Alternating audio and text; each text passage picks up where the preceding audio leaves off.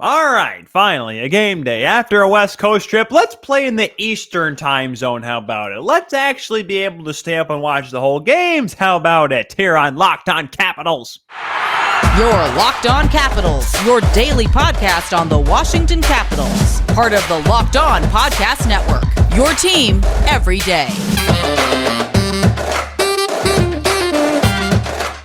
And hello, ladies and gentlemen, and welcome to another episode of Locked On Capitals. I am your host, as always, the insider to the insiders, Tyler Kuehl, here for this Wednesday edition that is totally being recorded on Tuesday before all the games because I have to pack, because probably by the time you're hearing this, kids, I'll be on a bus going to Buffalo.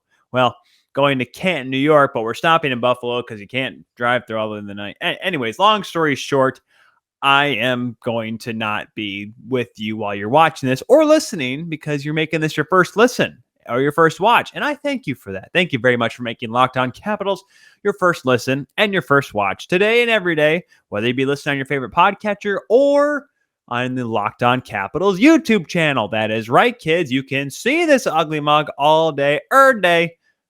Oh my gosh, I said day. 2009 called. I'm being found. Help. It's okay. So here's what we're going to talk about today. Obviously, the game tonight. We'll talk about it later, though. Montreal Canadiens coming to town. Capital One Arena. Could be a very interesting game. It's been a while since these two teams have faced off. Of course, Caps fans remember, they like to remember the 2008 series when Ovechkin tore him a new one. Was it 08? 08 or 09? Could have been 09. Anyways, the series that they won. And because so long ago now. Or they could try to forget the 2010 series that happened when Yaroslav Halak came in and said, I am the best goaltender in the world. However, he would say it in Slovakian. But we'll get to that matchup later on. We're going to talk here in just a moment about some quick little update on the injuries because there was a move today, a transaction that could affect or at least could signal something going on with the Washington Capitals and their injury fronts. Also, we're going to talk about New Jersey. New Jersey's New Jersey, because we need to talk about it, kids. There are things I have to say. We'll get to that later on, though. It's okay. No need to go crazy now. Let's not panic. Let's not get our all twisted up just over nothing over a dumb sweater, because that's what it just is. But I'll explain more later.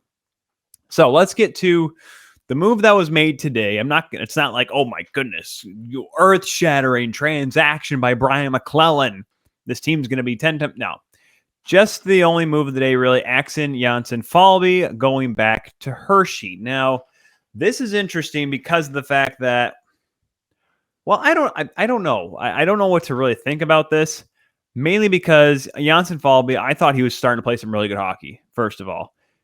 He's only played in 8 games, has picked up an assist, does have one NHL point to his name, but you know, I really thought he was starting to come into his own, be a little more comfortable, because when you get your first couple NHL games in you, it's almost like if you don't score right away, you almost are trying to play catch up the entire time.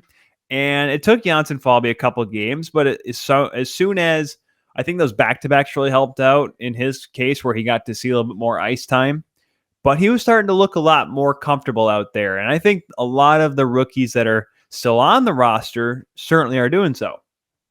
So what does this mean, though? First of all, he's going back to a really good Hershey Bears team right now. I think they're not top of the division. Now, granted, that Atlantic is being controlled by Springfield and Hartford down the American League. Hershey comfortably there with 7-5-2-1. Not the best record, but not the worst record either. I mean, that's the thing with the AHL is where all these teams play games so darn sporadically right now.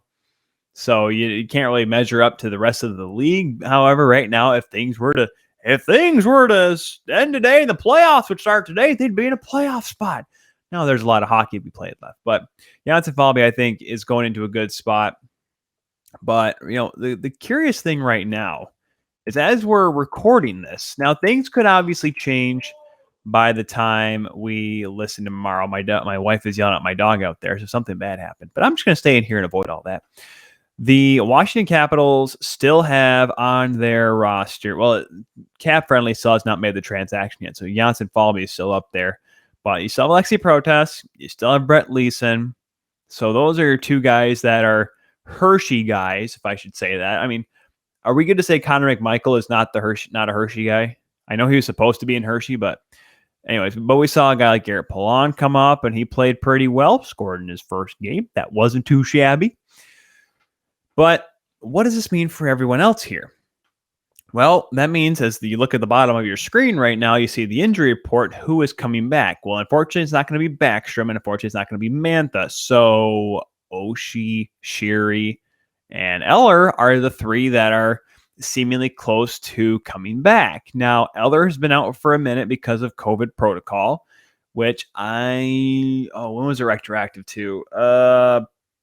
Long story short, if he's tested negative since they came back from the West Coast trip, he should be okay. Tested negative twice, that is, he should be okay. Now, remember, Connor Shea has the great game against San Jose, scores twice, and is out of the lineup. TJ Oshie, first game back since allegedly not breaking his foot, but in a walking boot, comes back, gets an assist, also sits out on Sunday. I'm not sure what exactly is the plan here with this. I don't know who's getting called up. Now, granted, by the time you hear this, you're probably also getting word from the morning skate from the folks like Tariq El-Bashir, JJ Reagan, Samantha Pell, the whole bunch, the good ones, the good guys and gals. You'll probably hear from them of who is in, who is out. But I don't know. Looking back, Oshie didn't seem too far out of place, and obviously Shea played a good game. I don't remember if he took a hard bump in that game against San Jose, but he easily could have, and he could have probably woke up a little more sore, and especially with the fact that, he was playing, I don't want to say injured, but he was uncomfortable. That's a good way to describe it. He was uncomfortable, and he probably didn't want to play on a back-to-back, so that could have been the case there. I don't know. I don't know what this really does for the lines. I don't really know what this does. Obviously, it wasn't like Jonsson-Fjallby was up on the third line anyways in his last game. But let's just take a quick look on what that could mean from the last game. So Jonsson-Fjallby was, he was all the way up on the, according to Left Wing Lock, which has been off and on with consistency in terms of starting goaltenders, but forward lines have been correct. McMichael, Wilson, and Jonsson-Fjallby wait a second. This is completely incorrect. I'm sorry. I just realized. So they had one less winger because they had to play with 11 and 5, remember. They had Dennis Cholowski up as a forward during warmups. And I'm like, that's not right at all. He didn't play. So, but anywho, first of all, they got to learn to spell Jonsson-Fjallby because that's not how you spell it at all. I thought he was playing well, but if it's Oshie, great, you can insert him back in.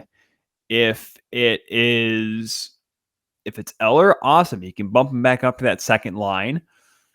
I think if it was Shea, you can put him right back in his spot, but we just don't know anything as of right now. At the time we're recording this, we have no clue what's happening. So that's not obviously not a bad thing, because morning skate is usually when all that news comes out of who's coming in the lineup, who's out of the lineup, why they've sent down Jonsson-Fjallby, so on and so forth. So unfortunately, we're not going to have that for you because the episode is already up by the time I have morning skate, and also I'm not working on Thanksgiving. None of us are. We'll be back Friday though, but then again, we'll have a better idea once that happens there. So we'll just have to wait and see what the plan is for Peter Laviolette Hockey Club when they take on the Montreal Canadiens tonight.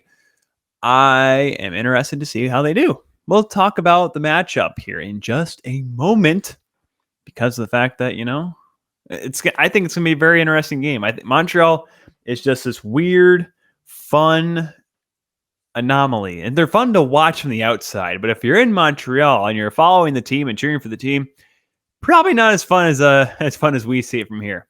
We'll talk about them here in just a moment. But guys, it is that time of the episode where I talk about our good friends at Built Bar. Thanksgiving is awesome and all, but it's also a perfect time for Built Bars. Built Bar is the new holiday dessert because you can feast on something delicious and feel good about it. They're low calories, low carbs, low fat, high proteins, and the chocolate flavored ones are covered in 100% real chocolate. Built Bar is a great option when you're hungry, and because if Thanksgiving isn't coming soon enough, I know it's tomorrow, but if you're hungry, go for a Built Bar or two. Share some of your family gatherings. It'll make things less awkward because maybe Betty hasn't tried a Built Bar yet, or your Auntie Grawl or something like that, or one of my other aunts that I have. New surprises all month long. Limited time flavors arriving at Built.com regularly, so check the site often. And there's nothing like a Built Bar Black Friday, so mark your calendar because Friday may have a few sorts of prizes part of the huge event. So go to built.com, use the promo code LOCKED15 to get 15% off your order. That is LOCKED15, lock with the past tense with the numbers 15 for 15% off at built.com. Les Montreal Habitants. Les Habitants de Montréal. I don't know how else you want to say it. The Montreal Canadiens are a hockey team that is not as good as we thought. Well, okay. I'm going to be completely honest with you guys. This was not a good hockey team going into the season. I don't think that was without a doubt of anyone's mind. As soon as we heard that first Carey Price was not going to play because he was coming back from injury, and then we obviously heard him go into rehabilitation, into a substance abuse program. As soon as we heard that, we knew it was going to be trouble back there. And we already knew that Shea Weber wasn't going to play this season earlier on in the summer. So we knew that was going to be a problem. They lost Philip Deneau. That's a big problem. You just seemingly tried to bring back most of that group, but you realized some of those intangibles were missing. And yeah, this was Dominic Ducharme's real first year with the team. And I did not have faith in this Montreal team being as good as they were last year.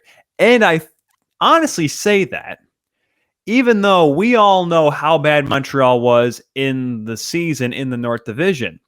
The reason why the Montreal Canadiens did make the playoffs and were not eliminated, were not cut out, was because of the fact that, well, Vancouver had this massive COVID problem that really sidelined them, and even they couldn't make up for it. Calgary couldn't stop a beach ball to save their lives. The Ottawa Senators arrived to start the season 1 month too late, it seemed like. The Habs were awful last year. The only difference was the fact that they had a really good goaltender that decided to drag him to the Stanley Cup Finals. That's what happened. And it got timely scoring, and Philip Deneau all of a sudden looked like Bob Gainey from 1980, like from 1978 or something ridiculous. Like, he was that good for Montreal. That's why he got the big contract there in LA, because, well, Montreal didn't want to pay it. And and look at Philip Deneau right now. Him and LA are doing all right. Not in a playoff spot right now, but that's because that Pacific Division is pretty darn tough to play in. So I'm really kind of like, it's tough because I love Carey Price, and in the Habs, I've always had a slight soft spot for, as long as they're not playing the teams that I'm cheering for. So yeah, I can feel for Habs fans a little bit. It's a tough year. And I think as long as you accept the fact that your team is not where they were last year and you kind of lower your expectations, because I remember on the show I had last year, everyone in Montreal was like, this is the year. We can do it this year. I had a couple guys from the Curfew Boys. It's a show that covers Montreal Canadiens. They do recaps every single night on a podcast.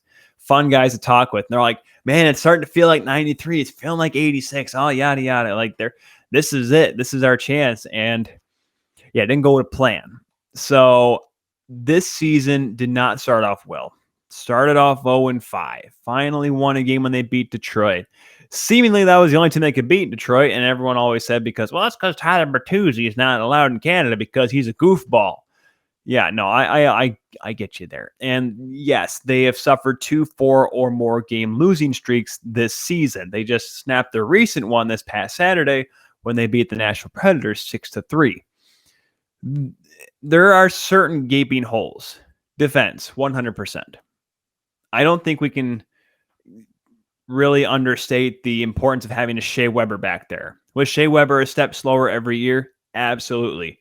Is his shot as hard as it was 10 years ago? Absolutely not.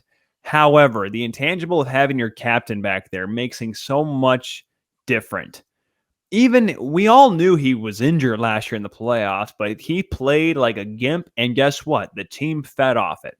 That's just how the Washington Capitals were.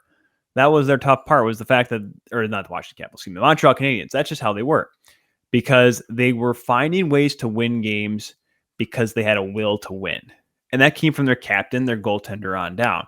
You lose both those guys and it kind of has gone away. And you're right. You have to look at the fact that some of the production hasn't really been there from some of their top guys. They only have 2 players that have scored over 10 points this year, and no one has scored more than 4 goals. Now, right now, as I say this, they have 4 that have done that.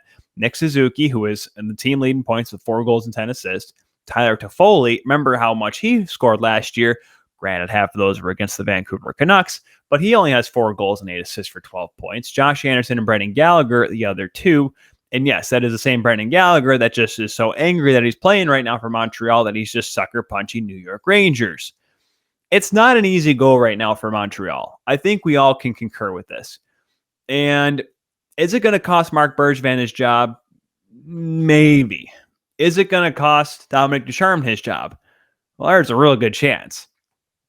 The hard part is that you just don't know with this team. Like, is it one of those things that if Carey Price were there, would they be better? Could be. Possibly. They could be in the same boat, though. If Shea Weber was back there on defense, would they be a 500 team? Maybe. Possibly. But I wouldn't get my hopes up. I would think they'd be doing better than Vancouver. I'll say that, but that's a story for a different time when we go on the Northwest trip. However, the Canadiens have this ability to, how am I going to put this? I don't say overhype themselves, because this is coming from a guy who's followed the Leafs before, but they have found a way that, you make it to the Stanley Cup Finals, and I'm not going to knock the fact that they made all the way there. 2 Atlantic Division teams were in the Stanley Cup Finals. They beat the Toronto Maple Leafs, who have faltered, but they beat the Winnipeg Jets. They beat the Vegas Golden Knights. And you know what? Had that first game gone their way, had a couple more bounces go their way in that first game against Tampa, that series could be a whole different one.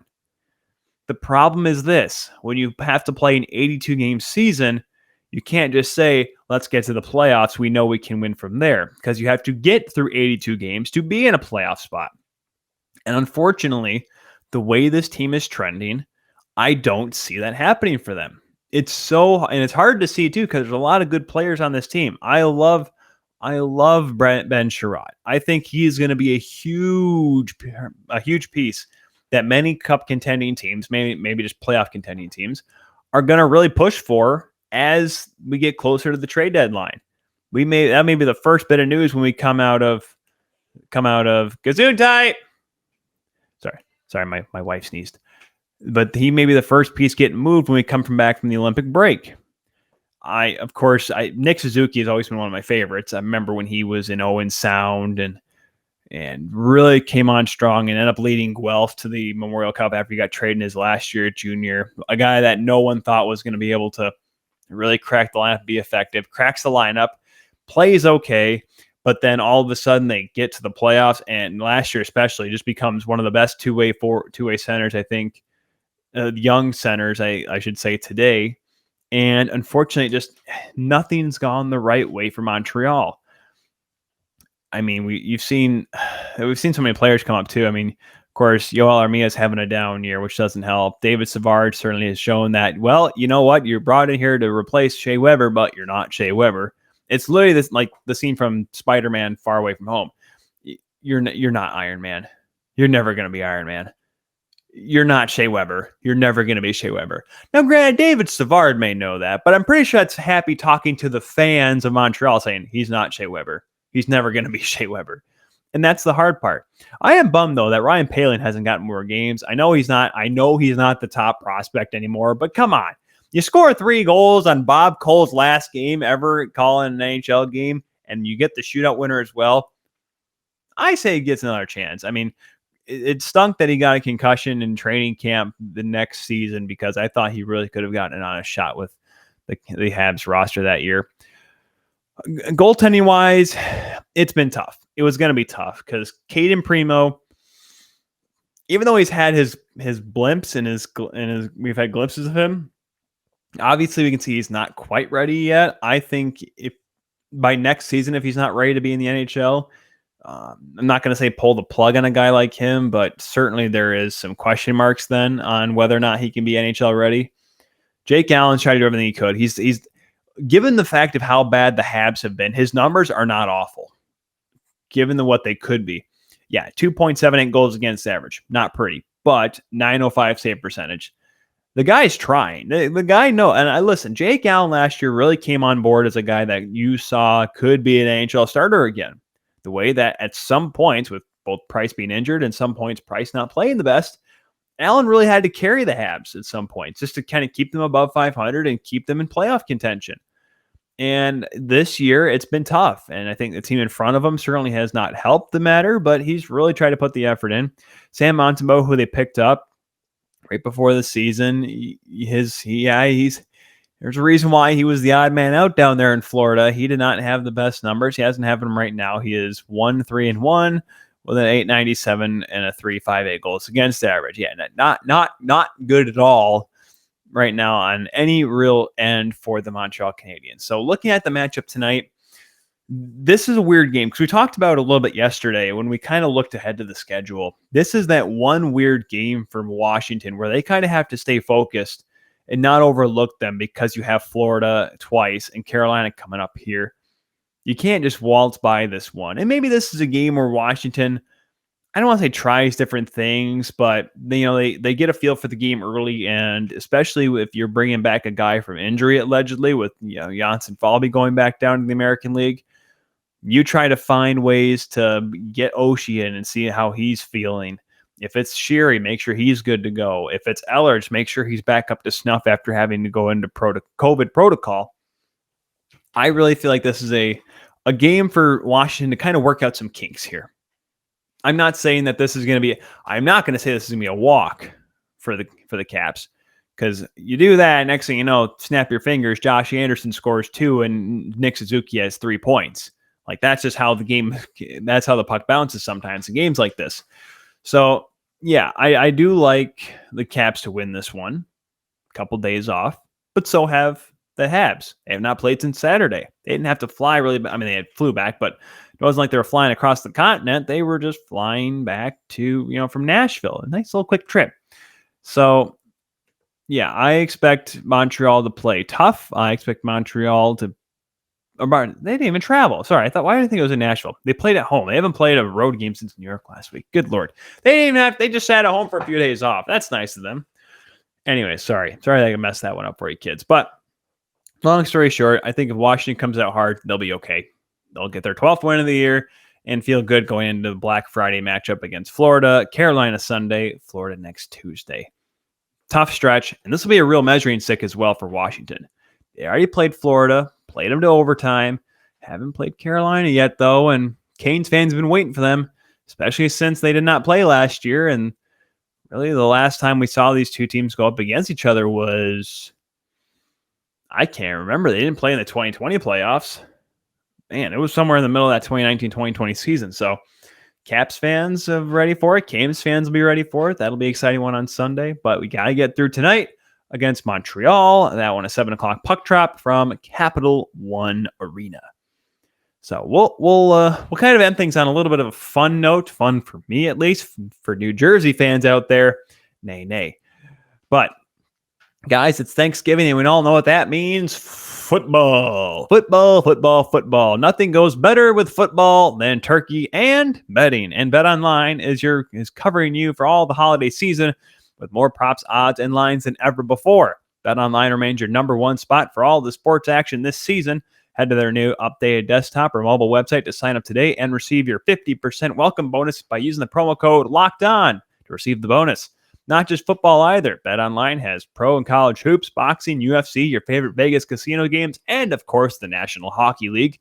Don't wait to take advantage of all the amazing offers for the 2021-22 season. BetOnline is the fastest and easiest way to bet on all of your favorite sports. BetOnline, where the game starts. So while we have a second here, before we get to the New Jersey Devils, let's look at the games going on tonight as well. Boston travels to play Buffalo, an interesting game. Buffalo, of course, winning that wild one against Columbus. Losing that wild one against Columbus on Monday night. That was a very interesting game to watch. Florida, they get Philadelphia. Florida now 13-2-3. I don't want to say they're falling off, but, Florida is starting to show that they're mortal a little bit. Now Sasha Barkov. Speaking of the Devils, they get to play Minnesota at 7 o'clock at Newark. I wonder how the fans will feel about that. The Vancouver Canucks and the Pittsburgh Penguins play in Steel City. Of course, Montreal visiting Washington, Winnipeg taking on the Columbus Blue Jackets, St. Louis and Detroit in Motown. The Battle of New York is the Rangers go to the new UBS Arena in Elmont for the first time, taking on the 5-8-2 New York Islanders. Boy, oh boy, that's a tough team to talk about right now. 2 10-win teams go at it out in Nashville as Vegas Golden Knights take on the Predators, an 8 o'clock puck drop. The Anaheim Ducks take on the somewhat rejuvenated Colorado Avalanche in Denver. Toronto begins their death trip when they go out to California. LA tomorrow night. That'll be the TNT game, kids. Woo. God forbid you have one in prime time out here. Carolina visits Seattle, take on the Kraken, part of their West Coast trip. Edmonton and Arizona. Ottawa back in action after a crazy game against Colorado on Monday night, taking on the San Jose Sharks. Those are your Wednesday night games. So let's have it, kids. Let's talk about this. The New Jersey Devils, they're a hockey team. They are a hockey team. They have jerseys. They have sweaters. They're jerseys in their name, heck. So why in the blue blazing you-know-what did they decide that they needed third or fourth jerseys? Because I really, really wonder. I really wonder this. Let's just kind of ponder this for a second, all right? You have your normal jerseys, your classic red and black, something you've had since 1992-1993 season. The red and black, simple. And sometimes when you get a little fancy, you bring back the old green ones. Hey, all right. Or you bring back, the red ones, the red with the green trim. Yeah, obviously there was the Christmas reverse retros last year, which I'll be honest, given the times, given the season, given the holidays coming up here, would not be a bad one to bring back. But what do they do instead? I don't know what this is. I can't pull up the picture, obviously, because I don't really have them. But here's how I'm going to explain it, kids. Black basic sweater, white stripe on the bottom, 8 white stripes on each arm, like 4 on the shoulders. Their socks are all striped white, and there's a little white New Jersey Devils logo there as well. And it just says Jersey in script, in cursive writing across it. What the heck is this? Like, this is the lamest attempt ever. It's like literally anyone who wanted to create a team on EA Sports Hockey League that decided that they wanted to write their team name out instead of picking one of the generic logos. What the hell is this? No pun intended. This is stupid. Like, because, and yes, I have obviously seen the pictures. A lot of people are comparing to the black and white Chicago Blackhawks that came out for one of the outdoor games that they did, one of the 15 or 18 or 35 that they've done. I'm not quite sure anymore. Also, people also compared it to when the Ottawa Sens, when they were bad, they just wrote Sens across the crest, because that was also another stupid thing they did when they went to the Reebok Edge jerseys. There was also people saying, oh, look, it's just like saying Bolts when the Tampa Bay Lightning just had bolts on their sweater, because that's another stupid idea. Why is it that whenever someone tries to create their own third jersey, they just look completely dumb? Like last year when they did the reverse retros, I remember we did a breakdown on it, and there were a couple cool ones.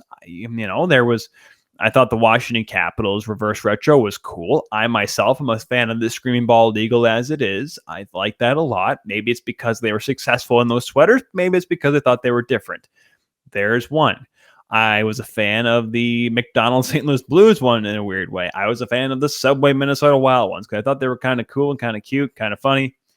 Of course, the Devils had the Christmas ones. There was Montreal really didn't have one. Calgary had a pretty cool one. Edmonton's was pretty dumb, if you ask me, because it was literally just their own sweater. Vancouver, I thought, was kind of neat, the Sprite jerseys, because I actually did like those thirds that they had back in the early 2000s. But the fact of the matter is this. There were some dumb ones. There were the Red Wings. There were the Stars. There was, like I said, Edmonton's. The Islanders, they weren't even reverse retros. They were just the ones they had in the early 2000s. So when New Jersey comes out with these, I say to myself, what are you trying to accomplish here? What are you trying to show? Apparently this was an idea that Marty Brodeur had. Was once again, Marty Brodeur watching the Chicago Blackhawks on TV and said, you know what? Those would look good if they had something with New Jersey. But the thing is that there's nothing about the New Jersey Devils on here except on the pants crest. the crest on the pants. It just says jersey. Like, what is it? Listen, yes, the Rangers diagonal, that will always be popular and always be famous because they did it. And guess what, kids? They made it popular almost 100 years ago. So don't give me this, oh, it worked for them, it'll work for us. No, it worked for them because they did it so darn long ago. This is a joke. This is dumb. They have little red trim with a round jersey and on the numbers on the back, but that's it. That's all the red there is. Stupid idea. I would hope, listen, because I gave a lot of crap when the Washington Capitals came out with the W, because I'm always under the inclination that if you play an outdoor game, you should be able to just wear an old-time sweater. You don't need to create a new one. When did the Washington Capitals ever have a big W? Like the Windsor Spitfires did that when they were in the OHL way back in the day. But you don't need to do that if you're the Capitals. So, yes, I'm sorry. Yes, not all Cap sweaters are great, guys. I'm just saying. I hate to burst anyone's bubble here. But these are dumb. And I really, really hope that they wear them against Washington so Ovi can get a hat trick and light them up for 8 goals, because these jerseys look stupid. Anyways, enough of me harping on another team because they have poor choice and no fashion sense whatsoever. That is it for this Wednesday pregame edition of Locked On Capitals. Caps and Habs tonight at Capital One Arena, 7 o'clock puck drop. No show tomorrow, remember, because it is Thanksgiving. I'll be sitting in a hotel watching football, watching the Lions lose, the Cowboys win, and I still don't even remember what the heck the Thursday night game is because I had whatever. It's probably something too dumb. It's probably Jacksonville and New York Jets or something like that. I don't know. Anyways, thank you very much for listening and watching Locked On Capitals today, making us your first listen. Now go make your second listen Locked On Bets, getting all of your gambling needs taken care of by your boy Q and Lee Sterling, with your expert analysis and insights and what have you. Follow us at Locked On Caps on Twitter, guys, for all the latest updates and the posts, obviously, of this show, and obviously Caps updates as well. Follow me, as you see on the corner there, the insider of the insiders, Tyler Kuehl, at TJKU29. We'll be back Friday to recap this game tonight and also get ready for a real tough weekend of action for the Washington Capitals. Thank you all very much, and we'll see you on Friday.